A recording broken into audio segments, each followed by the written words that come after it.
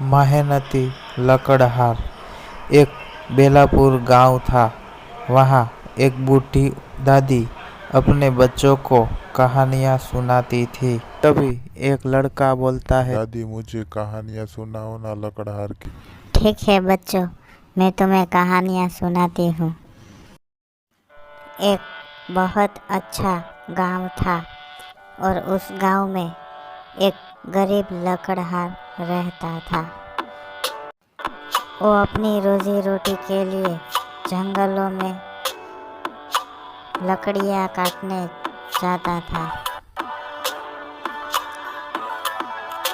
जंगलों में लकड़ियों को काटने के बाद वो उसी लकड़ी को अपने सिर पर वो बाजार में पैदल ही जा रहा था और एक सेठ को पूरी लकड़ियाँ बाजार में बेच के वापस गांव चला जाता था।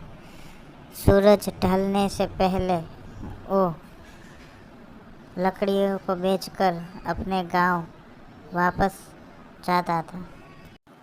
उसके पास बैलगाड़ियाँ नहीं थी, इसीलिए वो अपने गांव भी पैदल जा रहा था।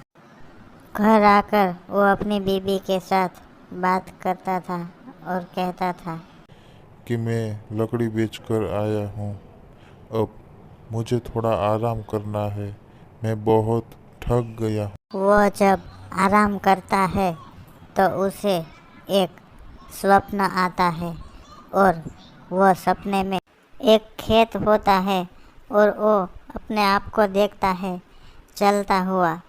हाथ में एक सांप की बीन होती है और वो सांप को ढूंढता है। वो ढूंढता ढूंढता ऐसे ही वो चला जाता है और वहाँ पे दूसरे खेत में आके देखता है तो वहाँ पे एक बहुत बड़ी बांबी होती है और वहाँ पे वो बीन बजाता है सांपों की। वो सांपों की बीन बजाता है जब तक सांप नहीं आता तब तक।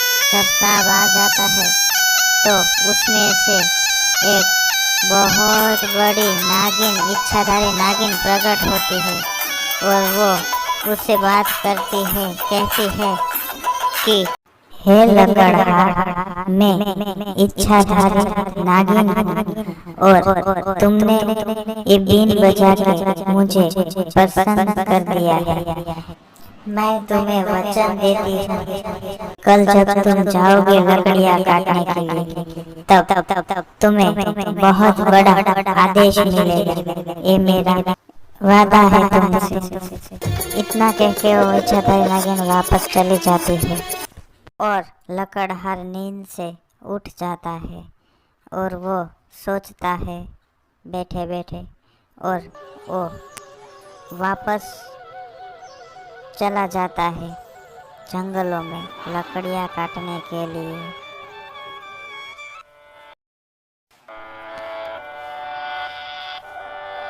एक हाथ में कुल्हाड़ी लेकर वो सोचता है और चलता है, पैदल जाता है।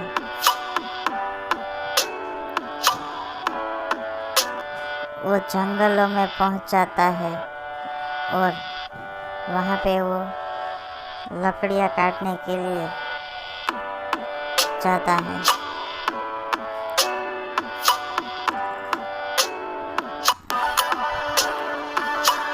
जंगलों में वो लकड़ियाँ काटता है और वो सोचता भी है कि कैसा होगा। फिर वो जंगलों में से लकड़ियाँ काटने के बाद एक शहर में आता है जो उसके गांव के पास शहर है। वो शहर में पहुंचता है और वहाँ से बाज़ार में आता है। शहरों के बाज़ार में से वो एक मालिक को बेचता है।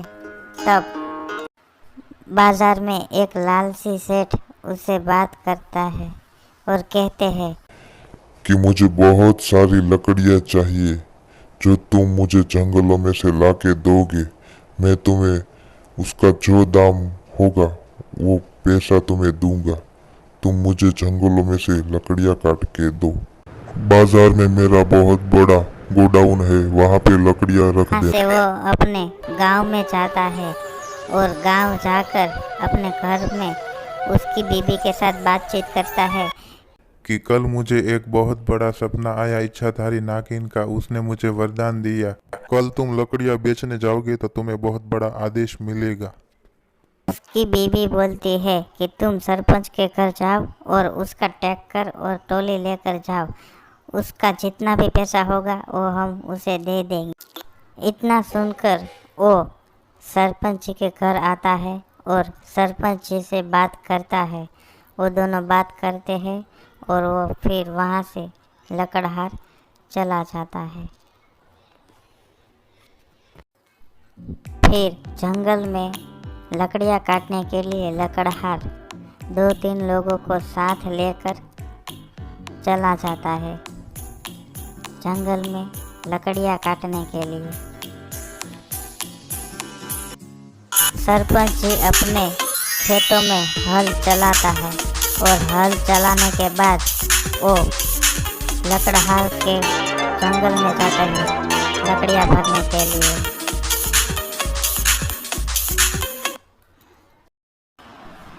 लकड़हार की लकड़ियाँ भरने के लिए सरपंच जी अपना ट्रैक्टर और टोली लेकर आते हैं जंगल में।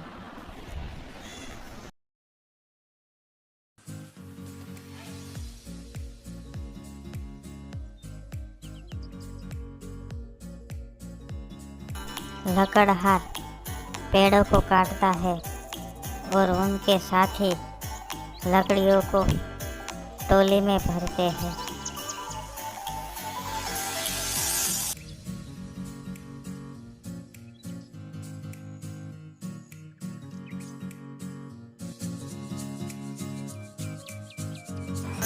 लकड़हार के सभी साथी लकड़ियों को टोली में भरते हैं।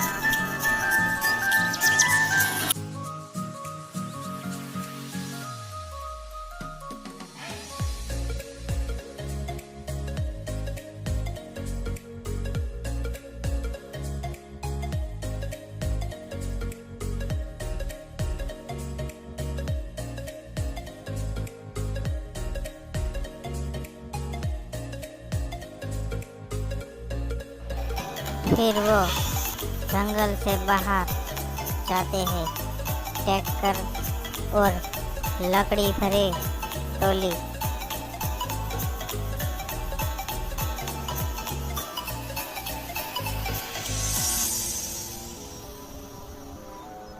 जंगल से बाहर जाते हैं और एक शहर में आते हैं जो गांव के पास ही उसका शहर है।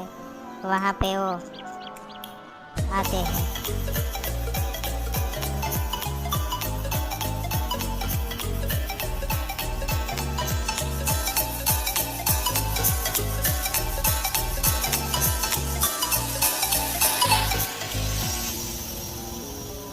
फिर वो लकड़ियों को सेठ के गोदाम में भर देते हैं। लकड़हार उस लालची सेठ को मिलता है और वो लालची सेठ पैसों से भरा बैग लेके लकड़हार को देते हैं और लकड़हार पैसों से भरा बैग वहाँ से लेकर गांव चला जाता है। लकड़हार घर आके बैठता है और उसकी बीवी आती है उसके पास और वो लकड़हार उससे बात करता है। लकड़ी की टोली भरकर मैंने लालची सेठ को पूरा माल दे दिया है। अब उसने मुझे बहुत सारे पैसे दिए हैं। अब उन पैसों में से मैं कुछ मेरे साथीदारों को दूंगा। सरपंच जी को जितना पैसा होगा उतना हम उसको दे देंगे और हम एक नई टोली और ट्रैक्टर खरीदेंगे जो आगे जाके हमारे काम आएंगे। तुम अभी के अभी जाओ और सरपंच जी के सारे पैसे दे दो फिर वो लकड़हार सरपंच जी से बात करने जाते हैं और सरपंच जी आते हैं और उसे कहते हैं, उसके साथ वो बातचीत करते हैं और फिर वहाँ से दोनों निकल जाते हैं और लकड़हार फिर से लकड़ियाँ काटने चाहता है जंगलों में।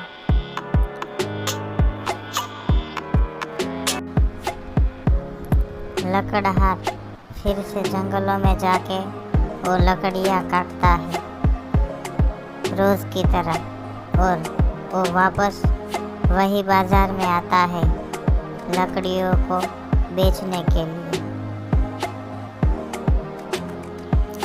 सारी लकड़ियाँ बेच देता है और अपना जीवन बिताता है।